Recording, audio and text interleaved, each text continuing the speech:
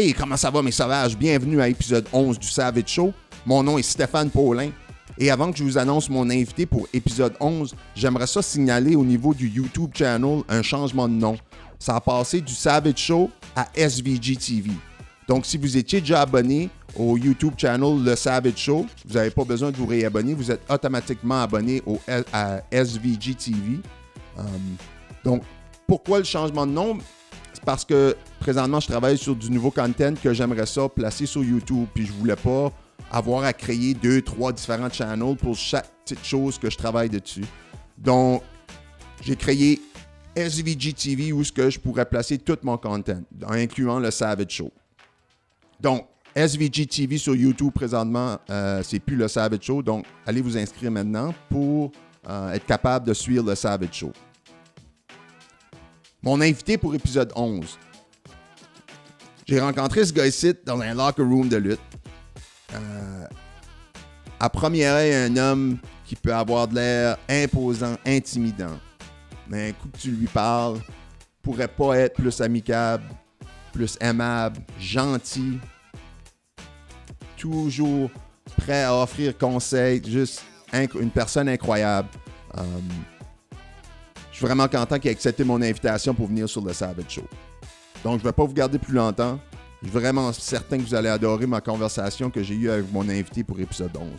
Donc, s'il vous plaît, j'espère que vous allez aimer épisode 11 du Savage Show avec Marc-André Boulanger. Premièrement, Marc-André, merci beaucoup d'avoir accepté mon invitation et bienvenue au Savage Show. J'apprécie bien gros. Ben, merci à toi de m'avoir invité. Écoute, ça fait quelques années qu'on se côtoie dans le milieu de spectacle en spectacle. On n'a vraiment jamais eu des moments propices pour se rapprocher et discuter de façon vraiment concrète. Le fait qu'on peut se le faire en temps de pandémie, ben, peut-être que ça nous a donné un prétexte. Je suis content de le faire.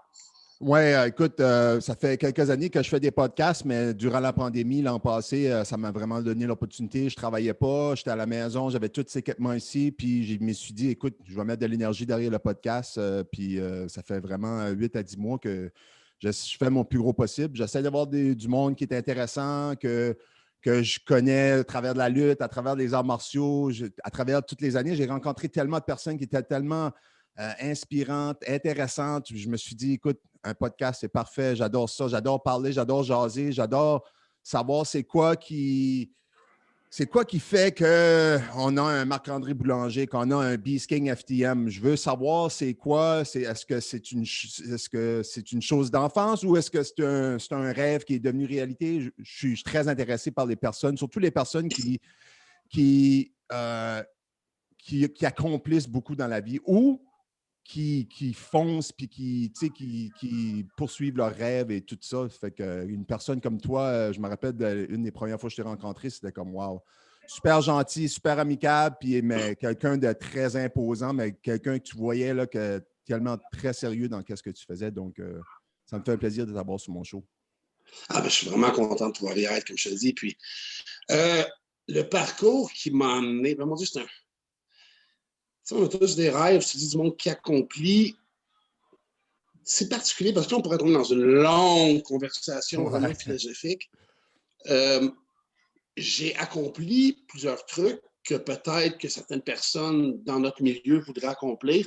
Moi, j'ai par contre l'éternel sentiment de ne pas avoir accompli tout ce que j'aurais voulu accomplir par rapport au but que je m'étais donné, aux destinations, aux objectifs que je m'étais définis quand j'ai commencé dans ma carrière. Quand j'ai commencé, j'avais 15 ans. Ça s'est fait quand même très, très, très longtemps. J'ai commencé, j'étais au secondaire. Qu'est-ce qui m'a attiré vers la lutte?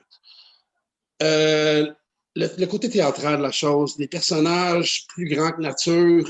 Moi, on remonte aux années 80, 90, où les lutteurs, contrairement à maintenant, je trouve, et je ne dénigre pas le produit actuel, jamais est-ce que je pourrais faire ça, mais dans le temps, c'était plus gros, plus, à la limite caricatural, beaucoup plus proche de la fiction et justement des héros plus grands que nature. Et moi, j'aimais ça. que ça soit joué gros, que ça a l'air des super-héros, des titans. Ça m'a toujours... Parce que moi, j'étais un enfant chétif, maigrichon, maigrelet, trouve tous les synonymes qui veulent dire petit et tu peux les appliquer. Tu vas voir ma photo à côté dans le dictionnaire. J'avais un physique, je te dirais, de l'équivalent d'une menthe religieuse en phase terminale de cancer. Puis, disant ça, je trouve ça mesquin pour la menthe religieuse. Puis, je me suis retrouvé dans la lutte. Dès que j'ai vu ça à l'écran, j'ai dit, mon Dieu, c'est des titans. Tu voyais du monde comme Ultimate Warrior. Puis avec le recul, je peux voir que je n'avais pas nécessairement les idoles ou mes préférés n'étaient pas nécessairement les meilleurs, loin de là. Moi, mon préféré quand j'étais petit, c'était Warlord. Oh, wow, ouais. Je me rappelle. Les Powers of Pain. Je pense qu'on a grandi dans la même génération de lutte. Moi, j'ai commencé à écouter la lutte. Moi, j'ai 40 ans. 40 ans. Ben, moi aussi, tu vois, moi, j'ai 41. Okay. Tu vois, Warlord, pour moi, là, c'était des end-all, be-all, monstrueux. Il était gigantesque. Il y avait des muscles à des places où le monde n'a même pas de place. Et puis, moi, je voyais ce gars-là, puis par la suite, je veux dire, en évoluant, en vieillissant un peu, en appréciant plus la qualité du spectacle qui était donnée au niveau du charisme, au niveau du micro, au niveau de l'athlétisme, j'ai pas amélioré mes préférences. Parce qu'après ça, mon préféré, ça a été Kevin Nash. Et à ce jour, ça reste encore, pour moi, la plus grande inspiration que j'ai jamais eue au milieu de la lutte. Si ce n'était pas de Kevin Nash, auquel je me suis identifié quand j'avais 13-14 ans, qui était Big Daddy Cool Diesel, avec son look de badass de 7 pieds qui était immense et qui émanait une telle prestance, un tel charisme. Moi, j'ai vraiment accroché. Dans ma vie, je me suis dit, dans ma vie, moi, je veux être ce gars-là, avec un pied de moins, mais je voulais être ce gars-là. Puis, j'ai de fil en aiguille, j'ai des amis à moi moi, je viens de la Rive-Nord de Montréal, je viens de la Ville-Lorraine, dans les environs de Rosemère, Saint-Eustache et tout ça. Okay, ouais. Puis, j'ai des amis à moi qui ont eu, eux, des contacts avec Raymond Rougeau, qui par la suite ont eu la chance d'aller faire des cours avec quelqu'un qui, je pourrais vraiment pas dire le nom, il est probablement décédé au moment où on se parle. Et c'est, si on veut être mesquin, on peut se permettre de l'être, mais c'était pas quelqu'un de très mémorable, alors c'est aussi bien pour lui qu'il soit décédé. Puis, ces amis-là, de fil en aiguille, connaissaient ma passion pour on faisait de la lutte dans son sous-sol sur des gros matelas, pas des choses dangereuses ou folles, on faisait plus copier, si tu veux, les personnages de la lutte qu'on regardait à la télévision et qu'on idolâtrait. Puis, ils ont commencé à faire des petits shows de très petite envergure à Valleyfield. Et on parle de cela il y a plus de 20 ans. Puis, moi, je dis, mon Dieu, je veux en faire partie. Je veux embarquer dans ça. Je veux faire un show de lutte, merde. Puis là, c'est sûr qu'avec ma shape de râteau à feuilles, c'était difficile de me dire, mon Dieu, il va accrocher tout de suite, le monde m'a capoté dessus. Alors, n'ayant pas d'entraînement, je me suis permis d'aller au gala avec mes amis, de les suivre. Et ironiquement, le premier show de lutte auquel j'ai participé en Mark Manager à vie, était le lendemain de la pire brosse que j'ai pris à vie. Je n'ai aucune mémoire de cette soirée-là, que des mauvais regards de mes amis le lendemain.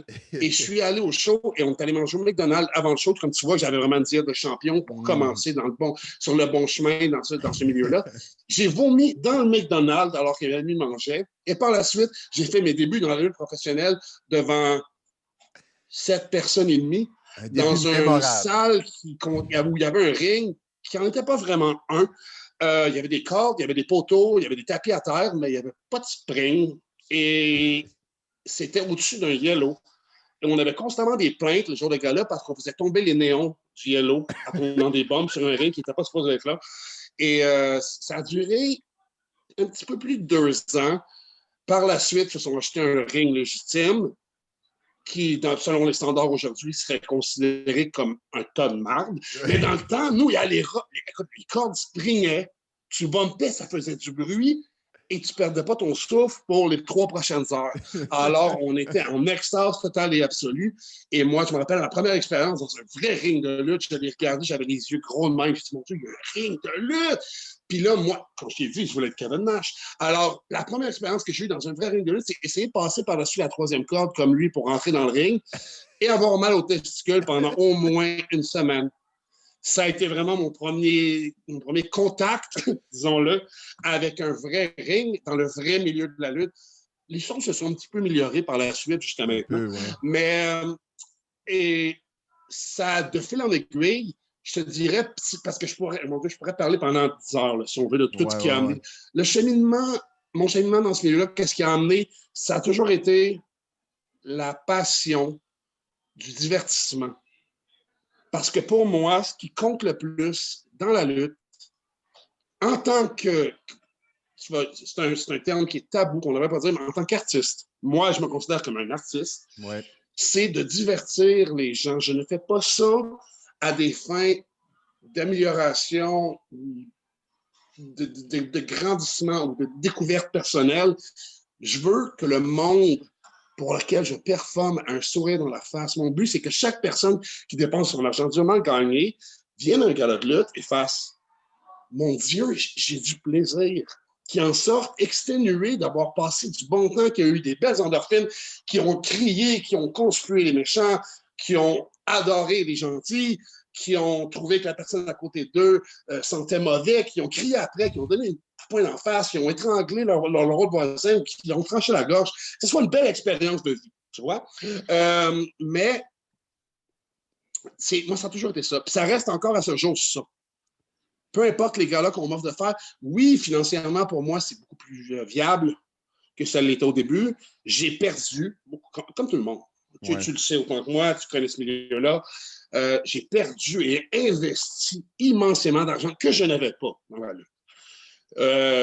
En essence, en temps, le temps que j'ai investi dans la lutte pour l'entraînement, pour la route, pour les rencontres de monde du milieu avec qui j'espérais créer des liens pour aller plus loin et toutes mon Dieu, les petites bulles de fabulation que je me suis créées, dans lesquelles desquelles, devrais-je dire, je m'enveloppais pour avancer. Puis cet investissement-là, maintenant, j'aime savoir qu'il m'a amené au fait où je suis capable de le retourner vers le public, qui eux investissent aussi. J'aime qu'il y ait un échange entre moi, tout ce que j'ai pu mettre, leur donner, puis qu'ils me redonnent leur énergie en retour. Je trouve que c'est ça qui est important. Donc, vraiment, c'est drôle que tu dis ça parce que je t'écoutais sur un podcast que tu as fait il y a quelques années, la semaine passée. Ça s'appelait le What's Up Podcast. Avec Rémi Alain, oui. Ouais.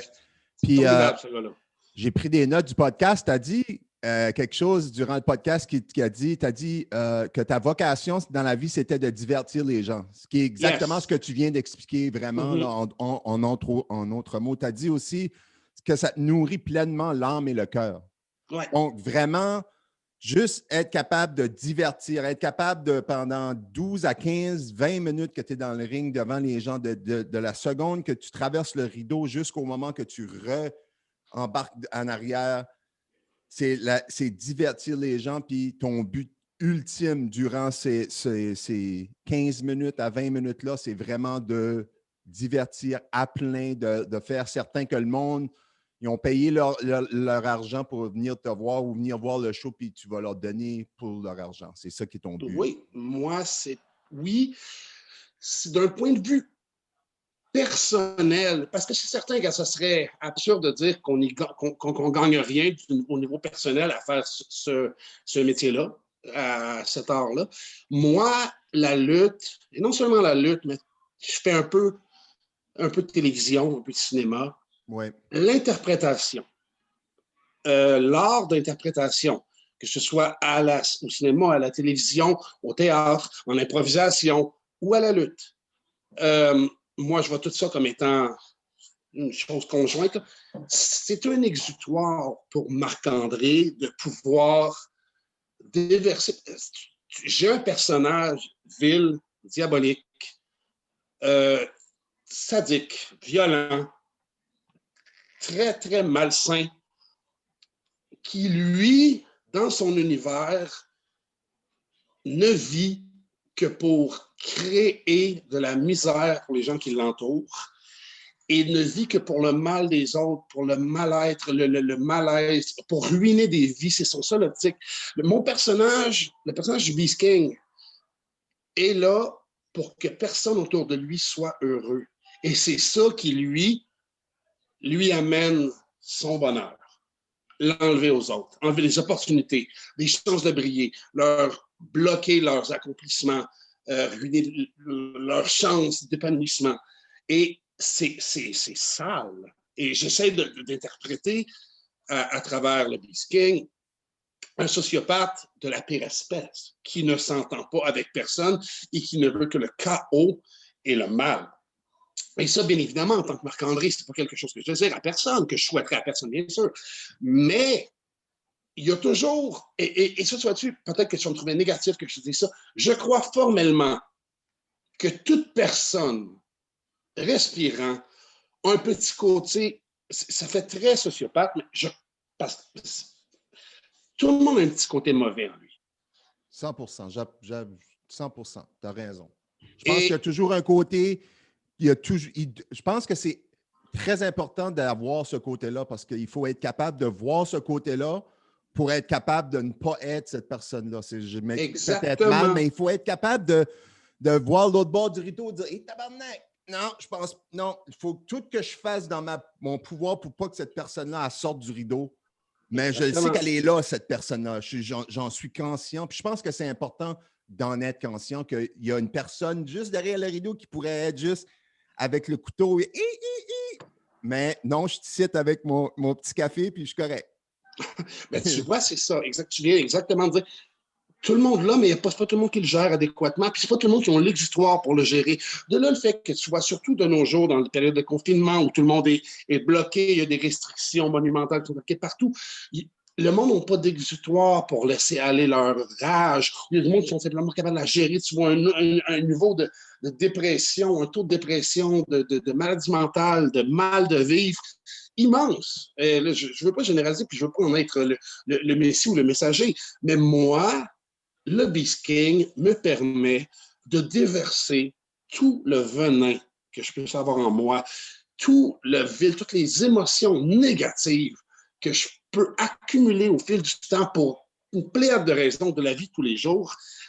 La musique débute, il y a la voix sombre que j'ai enregistrée, Miseria, il écoute homo, qui dit en anglais Misery binds us, en français, donc la misère nous tient.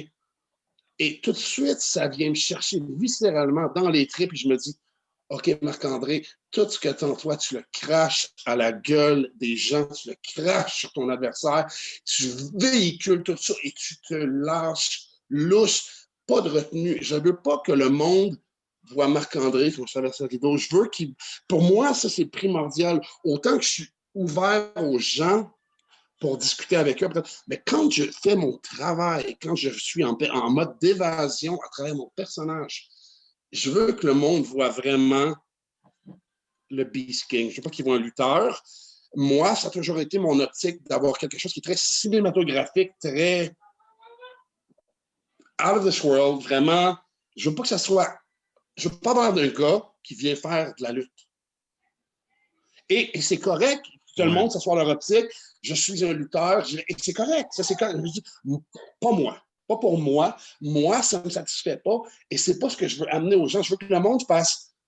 Tu sais, si le monde va voir un lutteur qui va arriver, qui peut avoir une démarche arrogante, va faire bouh! Il va avoir le lutteur qui va arriver, qui est en feu avec les bras yeah, yeah, yeah! Et le monde va faire yeah! Moi, je veux sortir que le monde fasse what the fuck? Ouais. Je veux provoquer le malaise, l'ambiguïté, le malaise surtout. Quand tu vas avoir une réaction, il y en a qui vont te terrifier par le fait d'avoir une réaction silencieuse à leur entrée. Et moi, quand je l'ai, je suis tellement content. C'est pas silencieux parce que le monde s'en fout, mais de réussir à avoir le silence parce que le monde est complètement subjugué, à la limite apeuré. Tu as des enfants qui se retirent en arrière de leur mère, les larmes aux yeux. Encore une fois, je parle d'un sociopathe toujours au fil de l'entrevue. Artistique, c'est hot. Au niveau artistique, exactement. On doit réussir à faire amener cette espèce de terreur-là chez les gens, alors qu'ils sont là, en sachant bel et bien que nous, on leur performe un art pour eux, mais si tu réussis à établir un malaise dans une interprétation théâtrale qui est la lutte, comme celle qui est la lutte, de nos jours, en 2020, 2021, excuse-moi, alors, pour moi, j'ai bien fait mon travail. Puis ça, je trouve ça important de jouer. Comme je te dis, ça revient à ce que je te dis au début.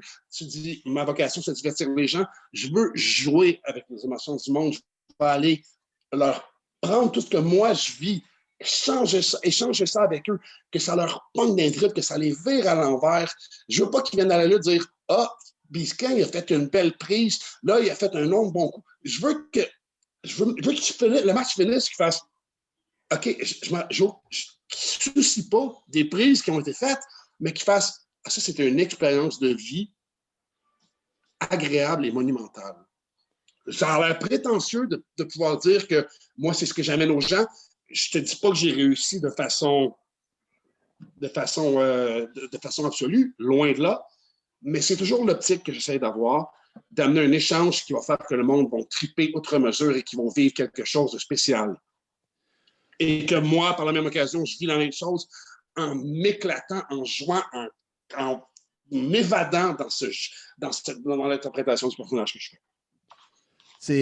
C'est intéressant d'être capable de faire vivre des émotions aux fans, aux personnes qui viennent nous voir, tout simplement parfois, comme dans ton cas, juste d'avoir la musique, d'avoir Beast King qui marche à travers le rideau, puis tout de suite, tu as des émotions pour plusieurs qui sont moi, lui, il me donne la chienne, j'ai peur, ou what the fuck.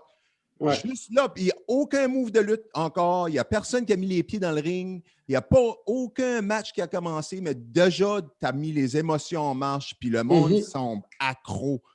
Moi, c'est drôle de te voir un différent contraste. Comme moi, je connais Marc-André Boulanger, l'homme gentil, amicable, puis tu as le contraste de Beast King qui est exactement ce que tu dis, c'est le venin, il faut que ça sorte.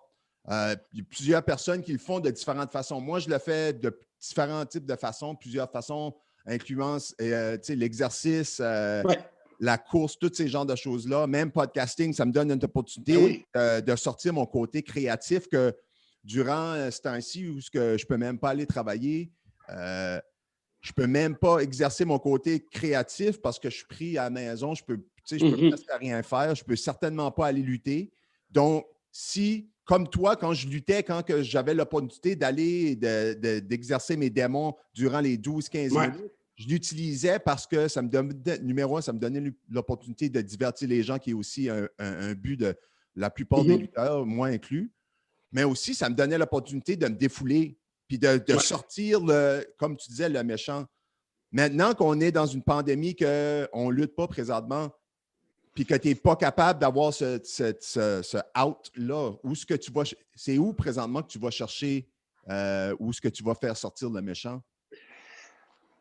Je vais être franc avec toi. Je suis chanceux parce que tout récemment, j'ai eu l'opportunité de participer à 3 tournages pour des productions complètement différentes, qui avaient des optiques différentes, donc qui demandaient une préparation différente au niveau du jeu, au niveau de l'approche, au niveau de la création du personnage, au niveau de l'appréhension des scènes qui étaient à jouer. Et ça, au même niveau que la lutte, pour moi, c'est un exutoire monumental et vraiment très agréable que de complètement... J'ai tourné une production américaine avec le réalisateur Roland Emmerich. Je ne sais pas si tu connais. C'est lui qui a fait Independence Day, Stargate, Universal Soldier, 2012, The Day After Tomorrow. J'ai un rôle parlé pour quelques scènes.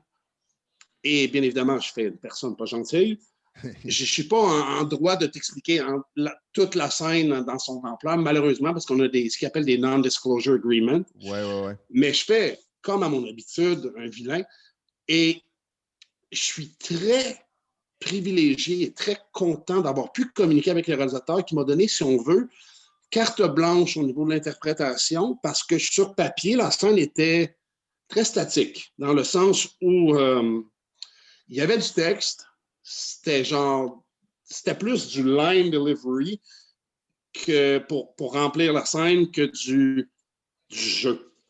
Puis moi, j'ai demandé au réalisateur, est-ce que tu me permets de twinker un peu? Il dit, do whatever you want. Et je me suis lâché lousse, comme tu sais que je peux le faire quand tu me vois complètement péter ma bulle. C'est un peu ce que j'ai fait dans la scène, et puis ça a fonctionné, puis ils ont aimé. Alors, ça m'a... Puis, mon personnage devient complètement fou. Puis c'est ce que j'ai fait. Je me suis complètement laissé aller. Après 3 heures de tournage, j'étais exténué un peu, j'avais de la difficulté à me tenir debout. Et ça, c'est une satisfaction monumentale. Ouais. Mais ça reste néanmoins que c'est 2-3 jours de tournage ici. Par la suite, des d'autres productions, j'ai une journée de tournage. Je réussis à me créer un peu d'endorphine à la maison avec mon entraînement que je fais, mais contrairement à ce que le monde pourrait penser, je ne suis pas vraiment très équipé. Ouais. J'ai 2 dumbbells de 7 livres, ce qui n'est pas nécessairement très, très lourd pour quelqu'un de ma corpulence, et puis un élastique vert. Et l'élastique vert, lui, est très raide, très, très raide. Quand je suis allé l'acheter, pour la seule et unique raison que l'élastique que j'avais avant avait pété à 13 reprises, et à force de faire des nœuds dedans, il ne mesurait plus qu'environ 6 pouces. Ils m'en ont donné un vraiment solide. Je ne pense pas que je vais réussir à le briser, celui-là. Et j'ai réussi à me patenter quelques exercices avec ma pôle de parasol. Donc, je suis capable de le faire, d'avoir fait preuve d'un tantinet d'ingéniosité, alors que je ne suis pas quelqu'un qui est très, très, très pratico-pratique. Je me suis inventé des trucs, j'ai trouvé des façons et je réussis à faire des entraînements presque complets. Puis, c'est au niveau de l'énergie, c'est pas la même chose. C'est dans le salon, chez toi. Ouais. Moi, j'aime le bruit du gym. Pour quelqu'un qui s'entraîne, je pense peut-être que pas tout le monde qui est comme ça, là, mais moi, j'aime le bruit, l'énergie, entendre du monde, du métal qui claque, du monde qui force, qui gueule. Je ne parle pas du petit douchebag de 125 livres qui prend un dumbbell de 15 livres et qui fait ah! Ça m'agresse. Et je ne m'empêcherai jamais de le dire à qui que ce soit dans un gym s'il ferait trop de bruit pour le faire sentir mal puis l'intimider. Et je le fais régulièrement.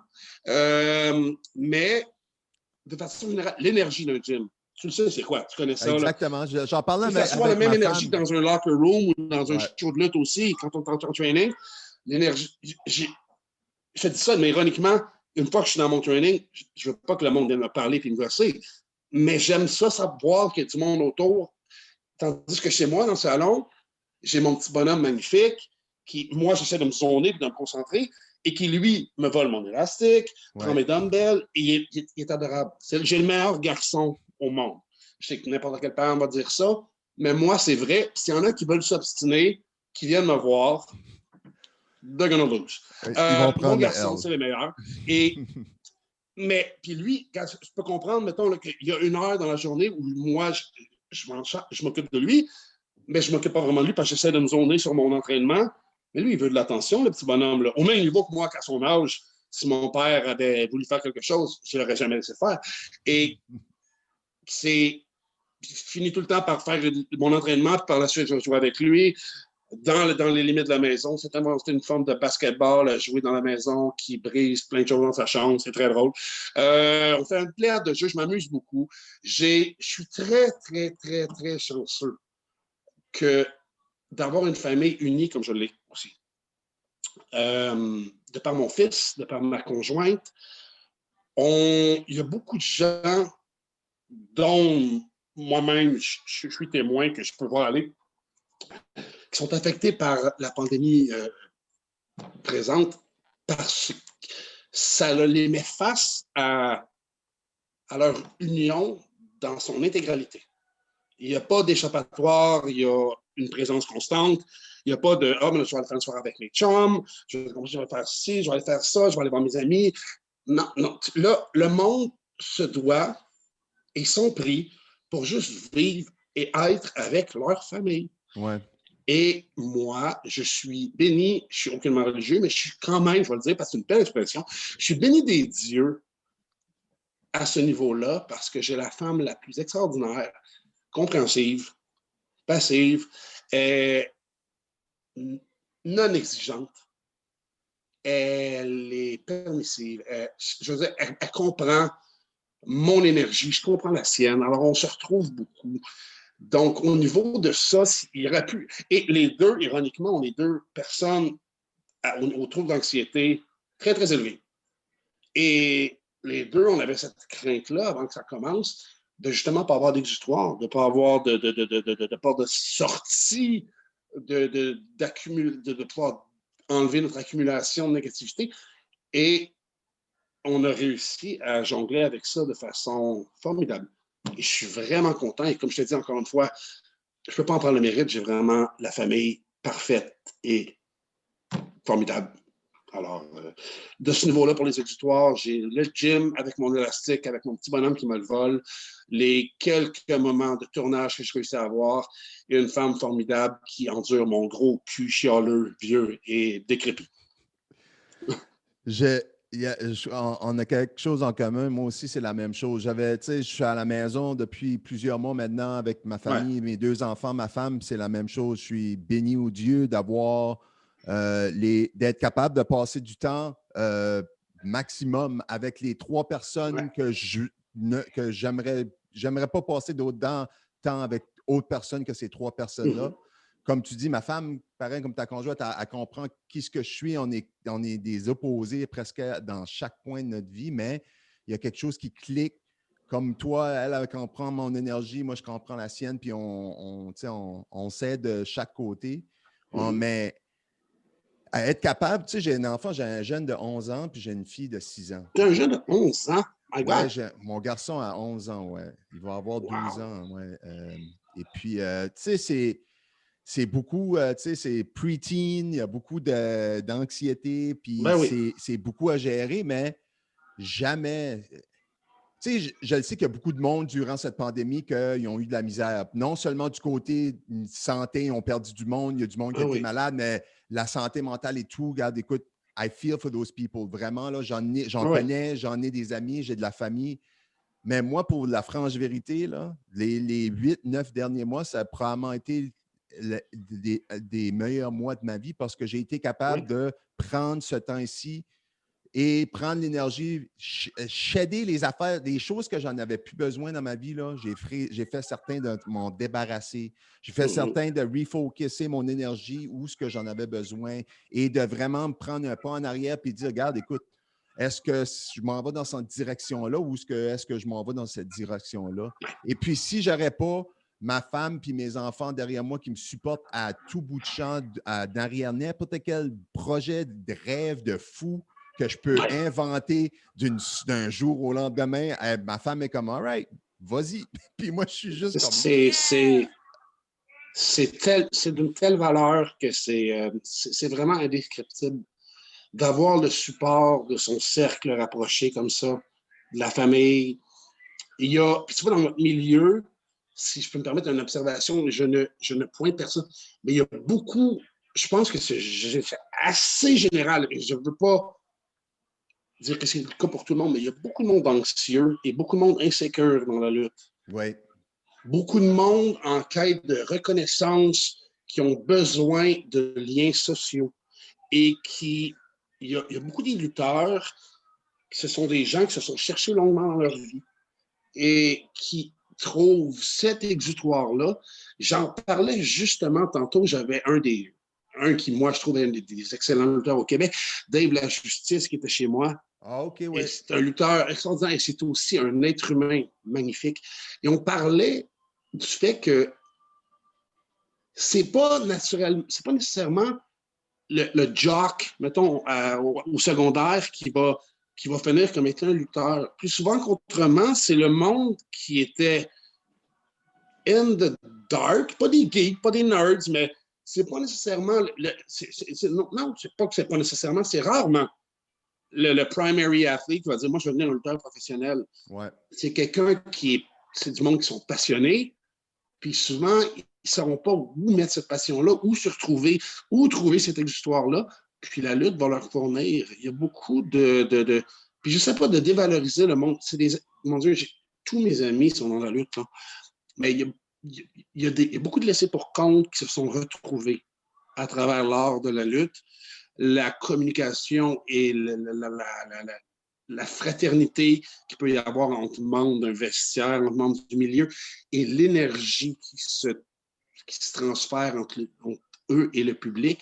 Il y en a qui, contrairement à ce que je te disais pour moi, eux vont se nourrir de ça et ont besoin de ça pour se sentir en vie.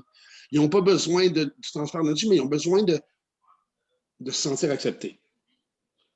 Puis, c'est pas tout le monde qui ont la chance que toi et moi on a d'avoir une famille, donc qui se retrouvent dans cette pandémie-là, seuls, privés de leurs liens sociaux qui sont ceux qui ont avec les boys, avec la foule.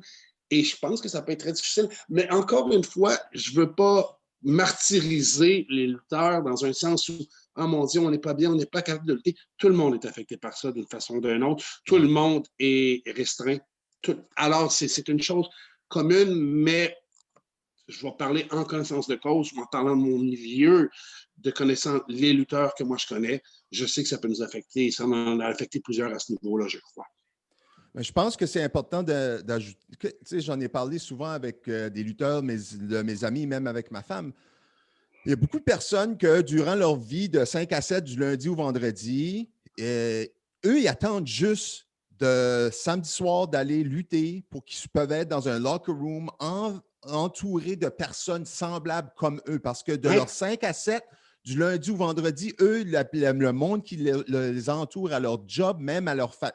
Tu sais, je ne veux pas dire que tout le monde est malheureux à la maison, mais il y en a certains qui sont. Il n'y a personne autre que le samedi soir, quand ils vont lutter, où ils sont entourés de monde qui pensent pareil, puis qui ont les mêmes rêves, puis qui ont les mêmes quirks, puis ils se sentent confortables entre ces personnes-là. Et puis, je disais du début, hey, il y a certaines personnes là, qui vont de faire ça à tous les samedis soirs, d'être entourés de ce monde-là seulement une fois par semaine, puis ça les valorise, puis ça les... Des tough it out for 7 days. Pour 7 jours, ils sont comme j'ai hâte à samedi prochain, juste pour voir les chums. Boum, ça n'existe plus. On ne lutte plus. Vous n'êtes plus capable d'aller vous voir comme chum. Tout le monde doit rester à la maison. Je peux seulement imaginer, parce que moi, ce n'est pas mon expérience, je peux seulement imaginer comment malheureux une personne peut devenir que jour après semaine, maintenant après mois, tu dois passer du temps avec soit toi-même parce que tu vis seul, puis que tu n'es même pas confortable dans ta propre peau, être capable de vivre par toi-même. C'est extrêmement difficile. Puis je pense qu'il y a beaucoup, beaucoup plus de monde qu'on peut le penser qui sont affectés juste par le fait qu'ils ne peuvent pas avoir cette correspondance-là du face-à-face avec des personnes qui pensent, qui voient les choses de la même façon. Oui, ça c'est. Et comme je t'ai dit, comme j'essaie de focaliser, je pense que c'est n'importe quel milieu, que ce soit au niveau artistique, au niveau politique, social, médical, tout le monde qui fait partie d'une fraternité ou qui s'identifient ou qui sont passionnés par ce qu'ils font vont être atteints. Jusqu'à tout récemment, j'avais un emploi dont je vais m'abstenir de nommer le lieu où j'étais. Et moi, j'y étais malheureux comme je l'ai rarement été dans ma vie. C'était un bon emploi, bien rémunéré, mais c'était de l'automatisme où tu étais un pion dans une chaîne et asti que ça m'amenait rien. Excuse-moi le langage, mais... Ah non, vas-y. Je rentrais, je faisais du 60 heures semaine. Encore une fois, je ne veux pas faire le martyr, je ne veux pas faire la victime. Et j'avais un bon emploi, je gagnais des bons sous. Ça m'amenait une sécurité financière, mais ma santé mentale était sur le point d'exploser. J'ai malheureusement, heureusement perdu l'emploi parce que j'étais trop maladroit et j'ai brisé trop de choses. God, for real. Puis, ils ont juste dit que ça leur coûtait trop cher de matériel, donc ils préféraient investir dans quelqu'un d'un petit peu moins, un petit peu plus délicat. Puis, c'est sûr que là, je me retrouve, j'ai un revenu qui a bien évidemment baissé, mais il y a moyen de gérer avec ce que j'ai là, puis je me permets de focusser sur des choses qui m'amènent une plus belle énergie. À l'âge où je suis rendu, où on est rendu, je pense que tu peux... Encore une fois, il y a beaucoup de monde qui le font, là, mais moi, je ne suis pas capable de vivre quelque chose qui ne m'amène pas d'accomplissement. C'est dur d'aller travailler à tous les jours. Moi, je l'ai fait pendant plusieurs années. Écoute, j'ai travaillé dans des call centers. C'est qu'il y a des jobs qui... Excuse-moi, je sais que... Ouais, tu sais quoi ce que c'est, OK? Puis moi, tu sais, il y avait toujours comme un pull qui m'amenait d'un jeune âge qui me disait hey, va pas avec la norme, vis ta vie en hors de la norme, tu vas avoir plus de fun, mais société tu sais, il y avait une attraction vers la norme. Non, Va ouais. vers la norme, va au collège, université, fini, va te trouver une bonne job, achète-toi un char, achète-toi une maison, trouve-toi une femme, a des enfants, mariés, petite vie, petite misère, bye bye, on meurt à 85 ans. Ouais. Tout le monde vit ce Colin, you're genre de. hopeful. I'm not Hein? going to make it to 85. OK. Early 60s peut-être, OK. Okay. Mais d'un très jeune, je me suis dit, c'est pas pour moi cette affaire-là. Moi, il faut que je suis curieux, il faut que je voie les autres choses en hors de la boîte. Je peux pas juste vivre dans cette boîte-là. Mais je trouve ça extrêmement difficile parfois parce que c'est pas pour tout le monde. J'ai des amis où eux, ils ont ils ont leur job de 8 à 5 puis ils sont extrêmement contents, puis j'en vois beaucoup. Mais moi, j'ai travaillé à des jobs où je faisais beaucoup d'argent, j'étais confortable, j'avais des avantages sociaux, du dental, du medical, tout up the wazoo. Mais j'ai fait ça pendant tellement d'années qu'un bout, là, j'en avais jusqu'à là. Ma santé mentale a fait un short wire, j'ai fait un burn-out, j'avais 35 ans, je ne savais plus où je m'en allais. Tout d'un coup, je me suis dit, je m'en sac. J'ai finalement, comme toi, perdu, j'avais plus ce job-là. Parce qu'après un bout, c'était trop voyable que je ne voulais plus travailler pour cette compagnie-là. Ils ont vu la même chose. J'ai été content, j'ai été chanceux parce que là, ils m'ont envoyé à la maison puis ils m'ont dit OK, tu peux être sur le chômage. J'ai été sur le chômage pendant presque 1 an où j'avais un revenu. Durant ces 12 mois-là, j'ai été capable de complètement changer de direction dans la vie. J'ai dit, j'oublie les accomplissements pour avoir des chars, des voitures, puis des maisons, puis du beau linge. Je ne suis plus capable de ça. Il faut vraiment que je trouve ma passion. Il faut que je trouve des choses qui me mettent, même si que je ne fais pas beaucoup d'argent ou est-ce que j'ai juste une petite vie où mais que je suis heureux dans qu'est-ce que je fais, puis que je me sens accompli. Pour moi, c'est pas comment grand est la chose, c'est comment je me sens après que j'ai accompli quelque chose. Tu sais, je fais Pour mon moi, lit c'est le la plus matin. grande des richesses. Oui, moi, le matin, je fais mon lit. Du début, je me sens accompli. Hey, j'ai accompli une petite chose aujourd'hui. C'est une petite chose, mais hey, j'ai fait quelque chose. Mais des fois, je vais accomplir des grandes choses. Tu sais, j'ai chassé un rêve d'être lutteur quand j'avais 34 ans. Puis, boum, 8 mois plus tard, je lutte. Puis, depuis ce temps-là, ça fait plus que 4 ans maintenant que ça n'a juste pas arrêté. Puis, même si mon corps me fait mal, puis que physiquement, tu sais, j'ai des bobos ici et là, puis que, comme toi, passer beaucoup d'heures, beaucoup d'énergie avec aucune retourne. Tu sais, je ne suis pas de riche de faire de la lutte pendant les 4 dernières années. On sait tous que les 4, 5, 6, 10, 12 premières années, c'est rare qu'on fait de la bonne argent. Vraiment, je le faisais pour le processus, le journey, puis, tu sais, autre chose. Mais, tabarnouche, tu sais, c'est pas toujours facile d'être capable de se dire, moi, c'est ce que je vais faire dans la vie, puis à la place d'avoir de chasser une chose à la fois, je vais juste me mettre sur une direction, puis I'm going to enjoy the journey, I'm going to learn things along the way. Puis là, avec des enfants, je me dis, moi, l'important, c'est que je sois capable de donner des expériences, puis d'être un exemple positif pour ma fille puis mon garçon. Pour qu'eux, dans la vie, quand ils arrivent à faire des décisions par eux-mêmes, ils vont être capables d'avoir un exemple ou quelque chose de concret dans leur tête, qu'ils ne vont pas être freakés out comme moi, je l'ai fait quand j'avais 19 ans, puis je vivais tout seul, puis je ne savais pas quoi faire. Donc, c'est vraiment ça qui est le but dans ma vie, puis j'en suis extrêmement heureux.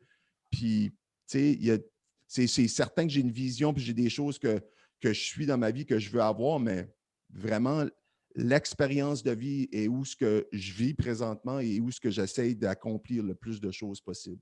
Simplement parce que quand j'accomplis des choses et quand je continue à leveler up, comme je dis, il n'y a rien qui me rend plus heureux. Mais je pense que le monde, il ne réalise pas parce que le monde, après 2, 3 essais, s'ils ne sont pas au top déjà, ils sont comme moi, ça prend trop de temps, je n'ai pas de patience.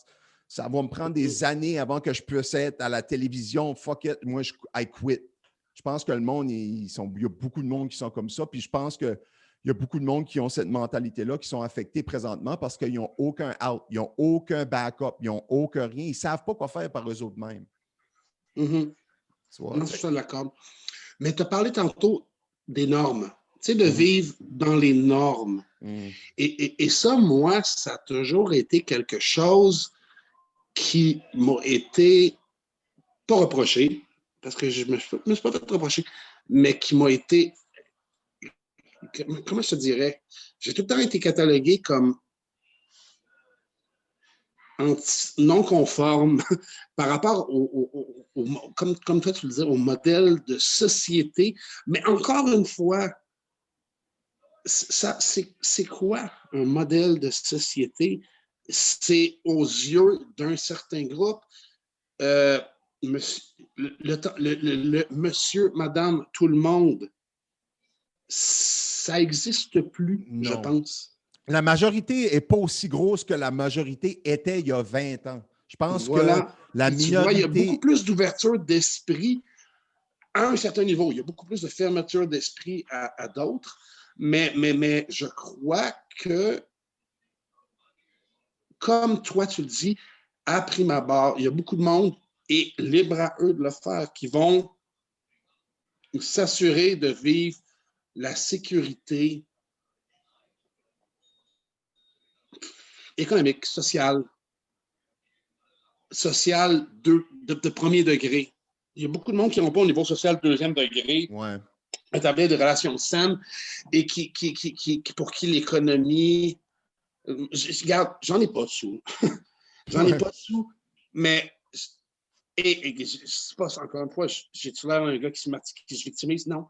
J'ai appris à apprécier les vraies choses parce que j'ai fait beaucoup de faux pas et d'erreurs dans ma vie. Au niveau relationnel, au niveau humain, au niveau financier, au niveau de jugement, I did a lot of stupid shit. Et puis, il y a du monde qui apprennent des erreurs des autres. Moi, j'ai amplement et immensément appris des miennes. Et il y a une pléiade d'erreurs que j'ai faites à nombreuses reprises que plus jamais je ferai et je ferai. Et ça m'aide beaucoup à me diriger dans la vie. Ça m'a pris immensément et énormément de temps à trouver c'était quoi mon bonheur, la source de celui-ci et comment j'ai réussi à le trouver. Et maintenant que je l'ai de façon saine, parce que longtemps dans ma vie, moi, je croyais être heureux. J'ai cru être accompli, épanoui, mais c'était smoke and mirrors. C'était de la... Je me faisais croire que je l'étais parce qu'aux yeux des autres, j'accomplissais des trucs. Je les accomplissais pas pour moi, je les accomplissais pour qu'on me dise « Ah, quand Marc-André, c'est quelqu'un. » Sans que Marc-André, lui, puisse se dire « Ah, si, moi, je suis quelqu'un. » Il fallait que le monde me dise que je sois quelqu'un pour que moi, je sente que j'étais quelqu'un. Alors qu'à prime abord, c'est de se ressourcer, de se ressentir, de se grounder et de trouver les choses qui te permettent à toi d'être heureux avec toi-même. Ça m'a pris immensément de temps de le trouver. Et je suis content qu'à travers ma famille, tout comme toi, j'ai trouvé le ground zero, l'encre, la fondation, la base, la vie. Tu cours après la vie de la seconde où tu nais, puis il y en a qui la trouveront jamais jusqu'à temps qu'ils poussent leur dernier souffle. J'ai trouvé la mienne. I know what makes me happy. Je sais ce qui me rend heureux. Je sais ce qui me fait vivre. C'est ma famille, c'est mes passions. J'ai pas besoin d'être riche. J'ai besoin d'être épanoui et d'être là pour le monde que j'aime et qui m'aime. C'est important de le savoir et je suis heureux d'entendre que tu es au point où est-ce que tu es capable de vocaliser exactement ça, que tu es content et que tu es reconnaissant de pourquoi tu es content. Je pense que pour moi, je ne sais pas si c'était comme ça pour toi peut-être quand tu étais jeune, mais moi, c'est toujours été un problème avec la confiance. Non seulement la confiance en moi, mais la confiance.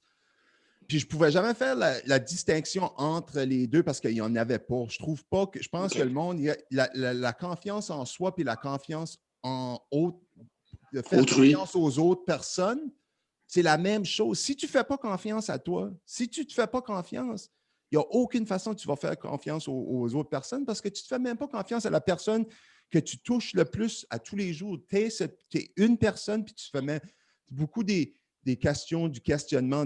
Moi, je les appelle mes démons. Ouais. Si que je ne me tiens pas actif, si je ne me tiens pas occupé, mes démons, ils viennent de plus en plus lourds, ils viennent de plus en plus. Ils me crient après beaucoup, puis ils disent Hey, t'es pourri, qu'est-ce que tu fais? Tu perds ton temps. Pourquoi tu n'arrêtes pas toutes ces niaiseries-là? Pourquoi tu deviens juste pas un homme de famille? Occupe-toi de tes enfants, puis ta femme, puis va travailler de 8 à 5 du lundi au vendredi, puis that's it, that's all. Vas-y, c'est facile. It's the easy way out. Puis mes démons, ils me disent toujours Take the easy way out. Va pas au gym. Va pas courir 5 km. Qui c'est qui court 5 km? T'as 40 ans. Assis-toi sur le sofa, là, relax, mets Netflix, tu vas être correct. Non. À chaque fois là, que cette voix-là, elle me crie après, là, hey, je ne care pas quelle heure qui est, je ne care pas comment je suis fatigué, là, il faut que je ne peux plus l'écouter. Puis le plus que je la faisais, que je l'écrasais, cette voix-là, le plus que c'est devenu comme une habitude. Puis là, le moment où ce que je me ressens, où ce que je l'attends un peu, je me dis non, il faut que je me tienne occupé, il faut que je travaille sur un projet, il faut que j'écris, il faut que j'aille courir, il faut que j'aille m'entraîner. Hey, mais c'est la confiance. Moi, je reviens toujours à la confiance en moi parce que pour longtemps, je ne faisais pas confiance à personne. Parce que quand moi, j'étais jeune, j'ai vécu certaines expériences qui m'ont comme choqué ou au point où ce que moi, je n'ai pas confiance à personne, même pas à moi-même. Je ne crois pas en ce que je suis.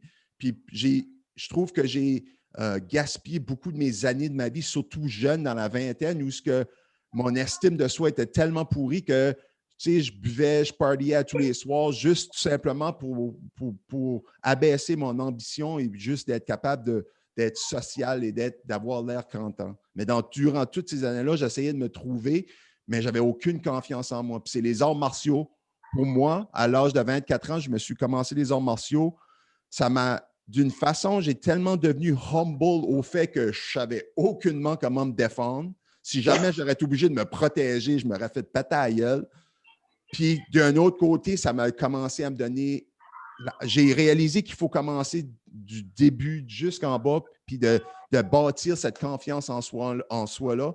Puis le plus que j'ai été capable de bâtir cette confiance-là, le plus que j'ai commencé à faire confiance aux gens autour de moi. Puis j'ai été capable de m'entourer des gens que je pensais que je ne pouvais plus faire confiance. Puis le monde que j'étais certain que je ne pouvais pas faire confiance, ben je les ai décalissent, puis mon circle, là, il est devenu petit, mais il est devenu tight, puis je suis certain que le monde qui est là, quand ils me disent quelque chose, je peux les croire, puis je n'ai pas besoin de les questionner. Ça, c'est extrêmement important parce que si, qu'à chaque chose qu'une personne te dit, il faut que tu questionnes, ah, il me dit-tu la vérité ou il ne me dit pas la vérité?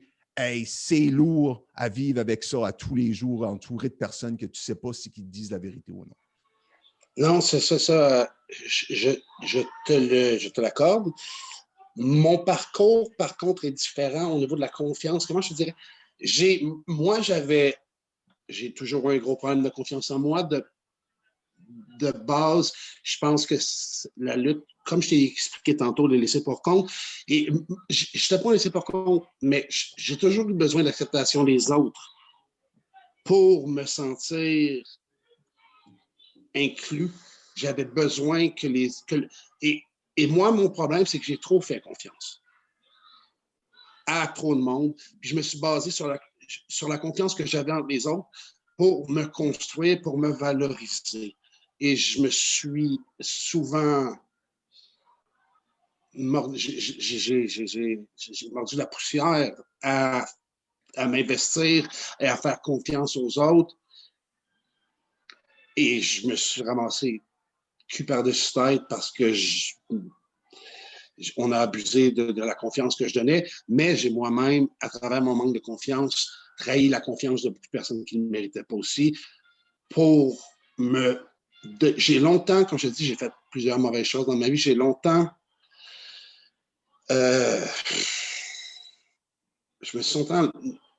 j'ai abusé de la confiance et de la gentillesse des gens, puis je l'ai prise pour acquis. je ne te parle pas au niveau de la lutte, là. Je te parle de vie générale. Ouais. Puis, parce que je n'étais pas capable, moi, de me sentir bien. Il m'en fallait toujours plus. Il fallait toujours que le monde me dise t'es bon, t'es bon, t'es bon, t'es beau, t'es beau, t'es beau, t'es beau, t'es fin, t'es fin, t'es fin, t'es fin, on t'aime, on t'aime, on t'aime, on t'aime.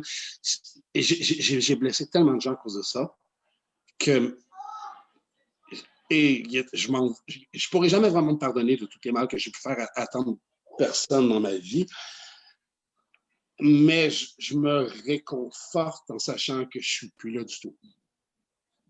Je suis plus dans cette zone-là. Je sais que j'ai la confiance en moi parce que je sais qui je suis, je sais ce que je veux, ce que je vaux et ce que est plus important que tout, ce que j'ai, la valeur de ce que j'ai en main de proche de moi. Ma famille, mes amis. J'ai beaucoup de connaissances, j'ai immensément de connaissances et je suis vraiment fortuné d'avoir des excellents amis. Des très, très bons amis. J'ai des personnes formidables dans ma vie. Premièrement, j'ai mon frère et ma mère. C'est de la famille, ça. C'est intouchable. Je suis le gars le plus gentil, le plus solennel, le plus calme au monde. If you fuck my family, you're dead. Même chose pour mon fils et ma femme. J'ai ce cercle-là, c'est béton. Je réalise ce qui me tient, ce qui me fait vivre, et je ne veux plus jamais détruire ça. J'ai confiance en ça. J'ai confiance en ce que je suis dans ça, et j'ai confiance en ce que je suis devenu grâce à ça. Et je trouve que ça, c'est vraiment primordial et que ça m'a vraiment permis beaucoup de me stabiliser dans la vie et d'être une personne saine. Écoute, Marc-André, avant qu'on termine, je vais te poser une dernière question. C'est une question personnelle parce que moi, je me questionne beaucoup au niveau de mon processus. Chaque chose que je fais dans la vie, je semble avoir un petit processus. Si je sais que je vais courir aujourd'hui, je me dis, OK, je vais faire un 10 km aujourd'hui, j'ai un processus. Ça commence à 1 heure avant la course, avant ma run, j'ai un processus. Quand je luttais pour moi, mon processus, comme toi, je suis une personne anxieuse, OK? Moi, mon cerveau, là, ça ne s'arrête jamais. Ah, je le voyais. Je le voyais. Okay, Écoute, fait, mais tu étais vraiment zoné, par exemple. Tu étais anxieux, mais tu étais concentré. Ouais. On le voit, toi, avant un match, tu es dans ta bulle et ça roule. Comme tu le dis, ça roule non-stop. Ça se voit. Ouais. Moi, souvent, j'ai l'impression d'être blasé et de ne pas porter attention dans le vestiaire parce que je déconne trop, mais je vois tout. Et il y en a, et tu vois-tu, parce que je me reconnais à travers ton processus ou de la façon que tu me débutes l'explication de ce processus-là en question, je suis pareil. J'ai l'air blasé, mais je suis toujours anxieux parce que je veux que ça soit parfait et je veux m'accomplir à 100%. Mais je suis pas nerveux. I know I can do it. But I don't want to fuck up. Mais c'est toi, ton processus commence par anxiété, mais je le vois que tu réplies. Tu es toujours en train de. Moi, ce que je te dirais, et ça va peut-être à l'encontre des enseignements qu'on t'a donnés, puis je n'irai pas à l'encontre de ce que Drew Onyx va dire, don't overthink it. Ouais, ça, c'est une chose que je fais à 100%. Je overthink toute chose dans la vie. Toute chose que je dois faire, que ce soit podcast, que ce soit lutte, que ce soit n'importe quoi. Ouais. Overthink. Et puis, le moment où je saute puis que je fais le commitment, je suis comme, hey, c'était bien facile, ça, Carlis. Pourquoi est-ce que je suis stressé pendant des semaines à m'obstenir, hein? Puis tout d'un coup, je fais le saut, puis boum, ça va, ouais. Parce que tu es un passionné, puis tu es vrai. Ça se voit quand on te voit dans le ring. C'est vrai. C'est vague de dire ça, mais tu ressens ce que tu fais. On voit que ton commitment est complet. Il y en a, et ça se voit chez d'autres lutteurs, qu'ils font de la lutte.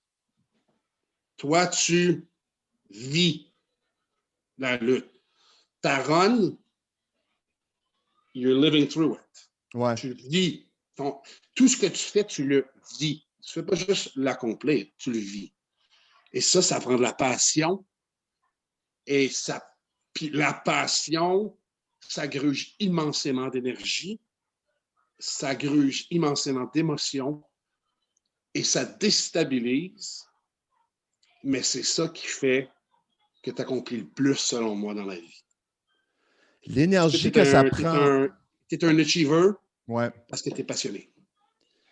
Extrêmement passionné. Tout ce que je fais est fini, que ça soit petit, gros, moyen, je suis passionné. Il faut que je donne tout ce que je fais. J'essaie que tout soit parfait.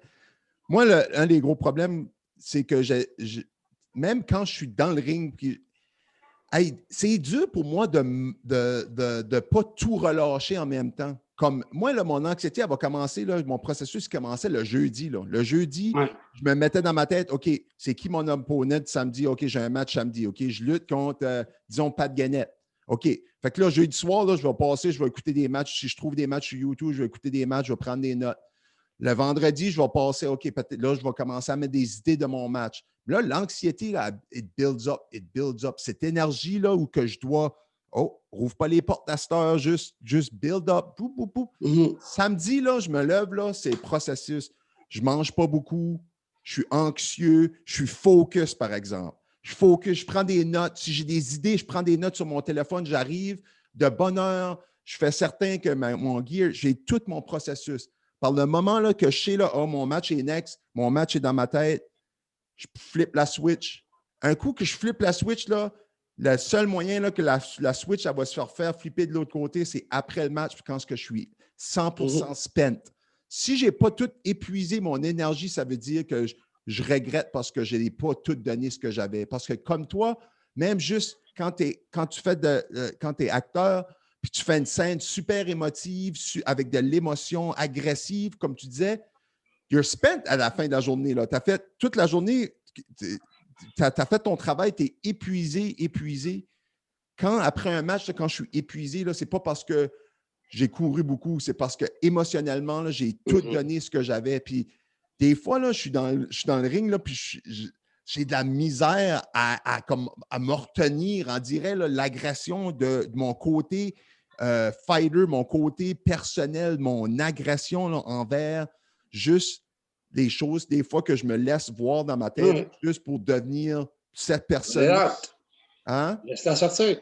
Ouais. Laisse-la sortir.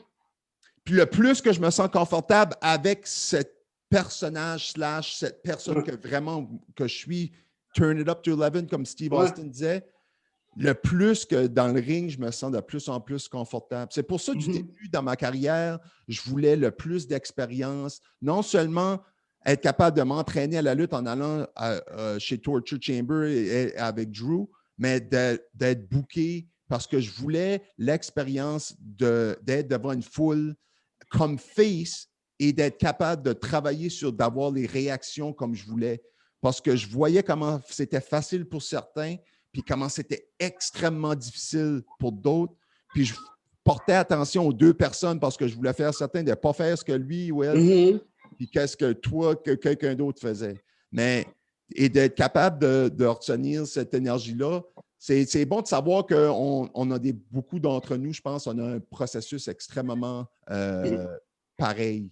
On a des lutteurs. Il y a une énergie à lutteur que tu n'as pas vraiment le choix d'aller à travers un certain processus juste avant que ta musique puis le rideau s'ouvre. C'est très important. Donc, je voulais juste, j'étais curieux de savoir, c'est bon, parce que j'assume que tu vas aussi à travers un processus comme acteur. Si tu te prépares à faire une scène, tu lis le script, tu sais c'est quoi ton personnage, il y a une switch en quelque part qui doit se faire, OK, tout de suite, tu focuses.